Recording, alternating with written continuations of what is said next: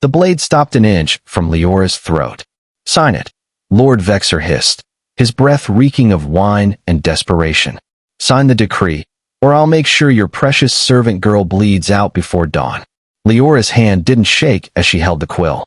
Around her, 5 of the kingdom's most powerful lords formed a half-circle in the dim council chamber, their faces twisted with greed and rage. They'd cornered her here, thinking her alone, thinking her weak. They had no idea what she'd become. But to understand how Liora, a girl sold like cattle to pay her father's debts, ended up with a knife at her throat and the fate of an empire in her hands, we need to go back 3 months. 3 months earlier, Liora had stood in the great hall of Thornhaven Palace, her hands clasped so tightly her nails drew blood. King Darius sat on his throne of black iron, looking at her the way one might examine a horse at market. He was younger than she'd expected, perhaps 30, with a scar running from his left eye to his jaw and eyes cold as winter steel. "So you're what Baron Ashford offered to settle his debts," Darius said, his voice flat and disinterested. "I expected someone more impressive." Liora kept her eyes lowered, swallowing the anger burning in her chest. Her father had gambled away their lands, borrowed from loan sharks, and finally sold his only daughter to the most feared king in the realm. She was 22 and had spent her life managing her father's crumbling estate, keeping servants fed and creditors at bay with nothing but wit and determination. Now she was merely a transaction. "She'll do," Darius continued, waving his hand dismissively. "Put her in the East Wing. Make sure she understands her role. Produce heirs, attend formal functions when required, and stay out of matters that don't concern her."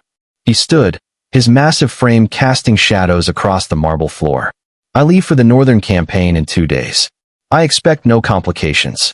He left without another word, his crimson cape billowing behind him. A severe woman in gray robes approached Liora. "I am Mistress Sable, keeper of the royal household. Follow me." The East Wing was cold and isolated, far from the main palace.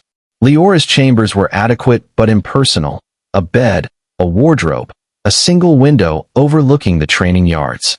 As Mistress Sable droned on about rules and expectations, Liora watched soldiers sparring below. Their movements were precise, lethal. This was a kingdom built on conquest and fear. "Do you understand?" Mistress Sable asked sharply. "Yes," Liora replied softly. "I'm to be seen and not heard. A decorative piece for the king's collection. Mock if you wish, girl. But those who challenge King Darius don't live long to regret it." Over the following weeks, Liora learned the truth of those words. Darius ruled through strength and intimidation. His council of lords governed the provinces with iron fists, taxing peasants into poverty while enriching themselves. Public executions were common. Dissent was crushed without mercy. The palace staff treated Liora with barely concealed contempt. The noblewomen at court called her the debt bride and excluded her from gatherings. She ate meals alone, walked the gardens alone, existed in a gilded cage of isolation. But Liora had learned long ago that being underestimated was often an advantage. She began by befriending a young servant named Marin, a girl of 16 who brought her meals. Marin was skittish at first, afraid of punishment for speaking freely, but Leora's genuine kindness slowly won her trust. "The lower city is starving, milady," Marin whispered one evening as she set down Leora's dinner tray. "Lord Vexor increased grain taxes again. Families are selling their children to pay. And the king does nothing?" Liora asked. Marin's laugh was bitter. "The king is always at war, conquering new territories. He doesn't see what happens here, or doesn't care." That night, Liora couldn't sleep. She thought of her own desperate father, of the servants back home she'd struggled to protect. She'd been powerless then, but perhaps here, in the heart of this brutal empire, she could do something. She started small. The palace kitchens wasted enormous amounts of food, while people starved outside the walls. Liora befriended the head cook, a gruff man named Bastion, and convinced him to let her organize the surplus. Soon, carts of bread and preserved meats were being quietly distributed to the poorest districts. She discovered that her dowry, the remaining jewels and gold her father had scraped together, sat untouched in the royal treasury. As Darius's wife, she had access to it. She began using those funds to pay off the debts of imprisoned farmers and craftsmen, securing their release. Word spread through the lower city. The Forgotten Queen was helping them. Liora cultivated relationships carefully. Guards who were passed over for promotion. Servants who knew every secret whispered in palace corridors. Minor nobles frustrated by the corruption of their superiors. She listened more than she spoke, learned who could be trusted, and slowly built a network of loyal allies. 2 months after her arrival, King Darius returned from his campaign, victorious, as always. Liora was required to attend the celebration feast. She sat at the high table, invisible among the boisterous lords celebrating their plunder. Darius barely glanced at her throughout the evening. But then Lord Vexor stood, drunk and swaying, and raised his goblet. To our king, who conquers kingdoms abroad while we manage the tedious business of governance at home.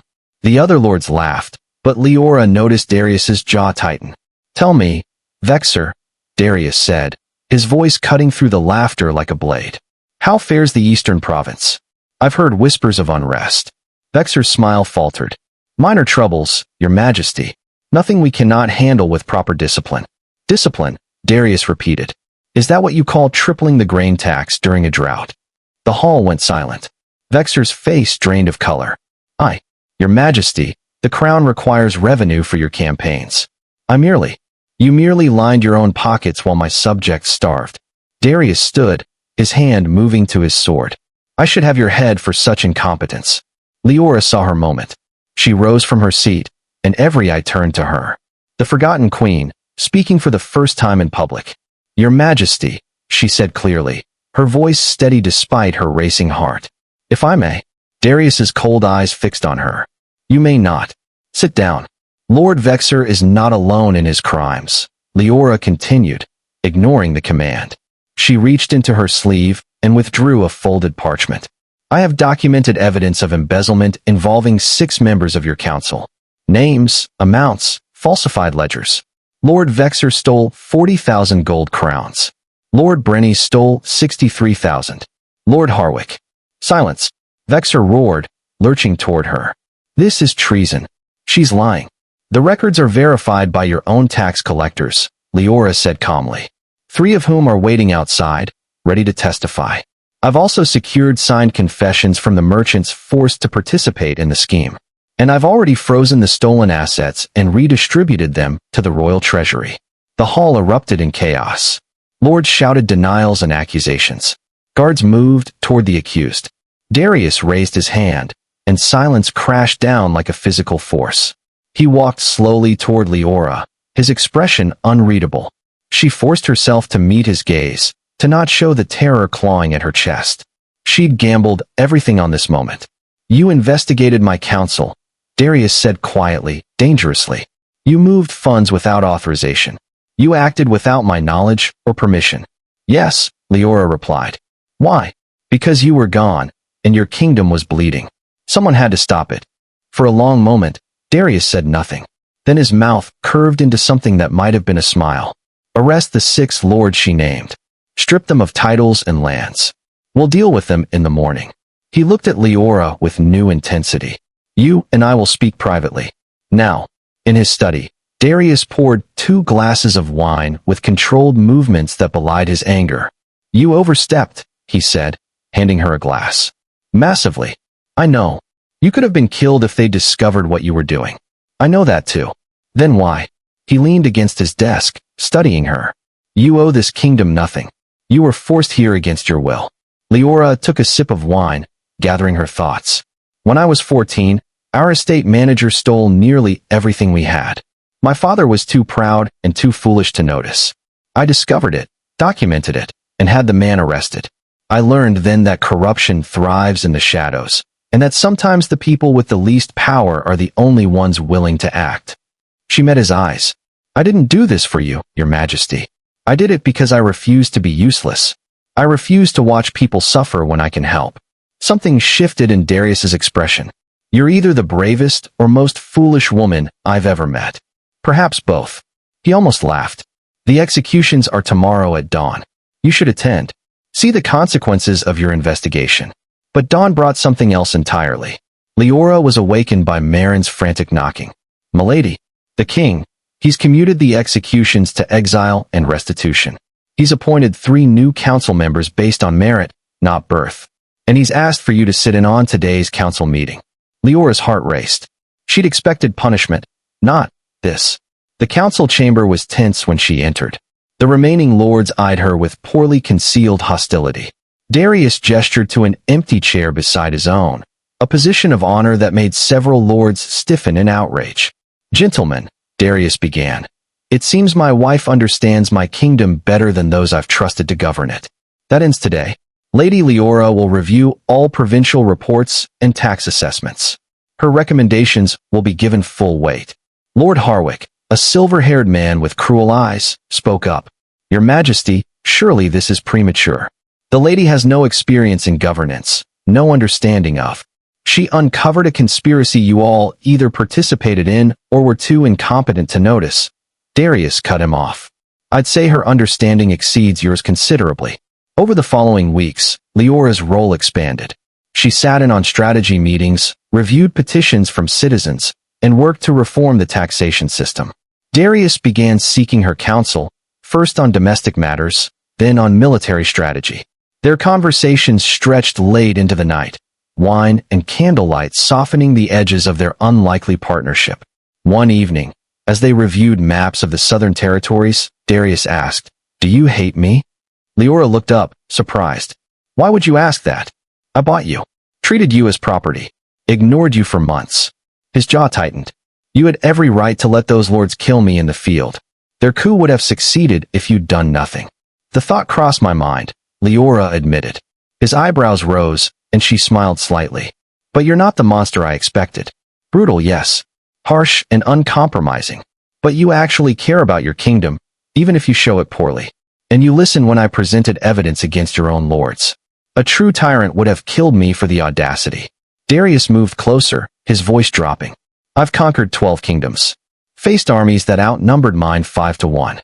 But you terrify me." "I terrify you?" Leora's breath caught as he cupped her face. "You've done what no enemy ever could. Made me question everything I've built. Made me want to be better." His thumb traced her cheek. "I brought you here as a pawn. But you've become—" A sharp knock interrupted them. Captain Aldrich, head of the palace guard, entered with grave expression. "Your Majesty, we've intercepted correspondence. There's a plot." The letters laid out on the table painted a damning picture. Lord Vexor, exiled but not broken, had been coordinating with the remaining corrupt lords from beyond the kingdom's borders. They planned to strike during Darius's next campaign, bribing key military commanders to ensure his death in battle would look like enemy action.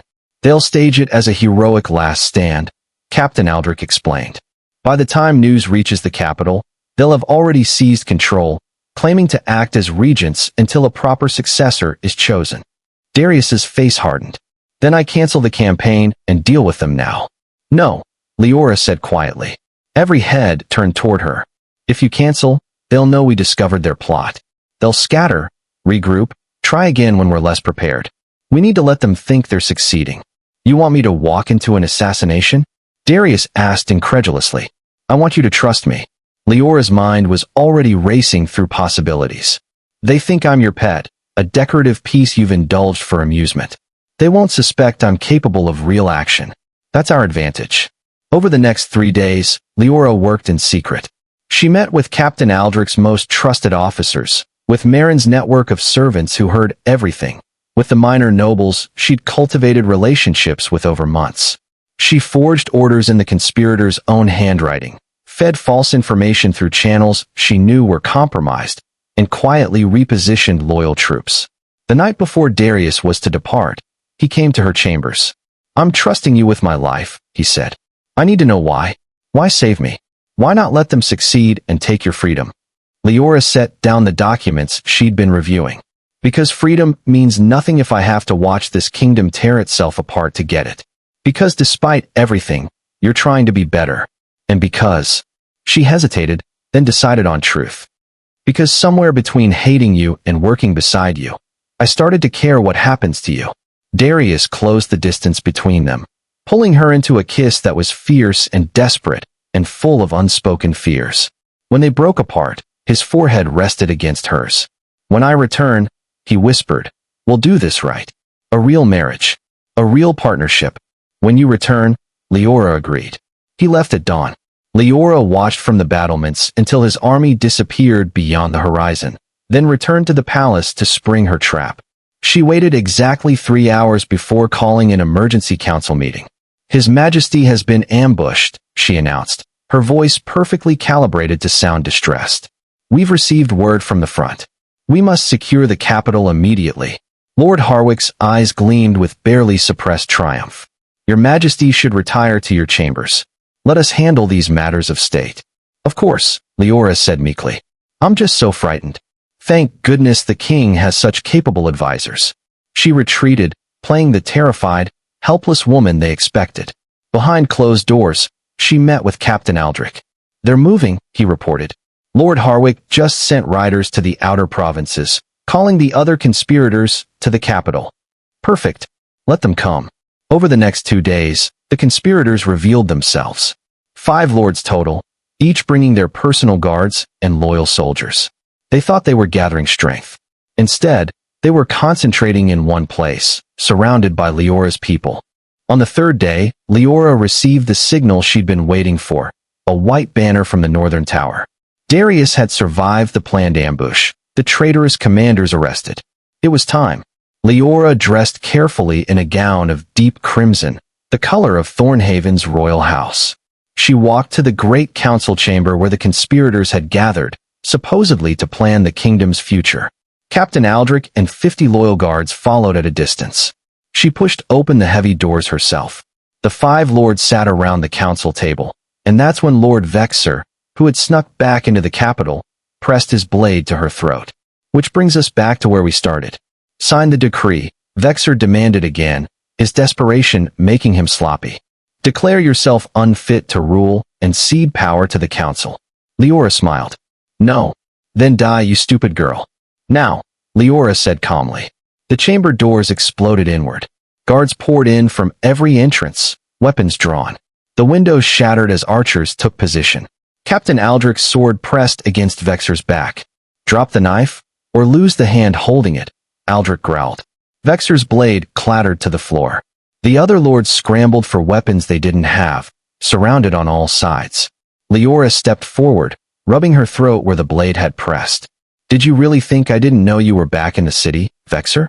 I've had people watching you since you crossed the border 3 days ago. Every meeting, every bribed soldier, every whispered plan. I heard it all. Lord Harwick's face purpled with rage. You have no authority. You're nothing but. But what? Leora's voice cut like steel. A debt bride? A pawn? That's what you all thought, wasn't it? So beneath your notice that you plotted treason right under my nose, never imagining I might be 3 steps ahead. She walked to the council throne and sat, her posture radiating authority she'd earned through months of careful planning.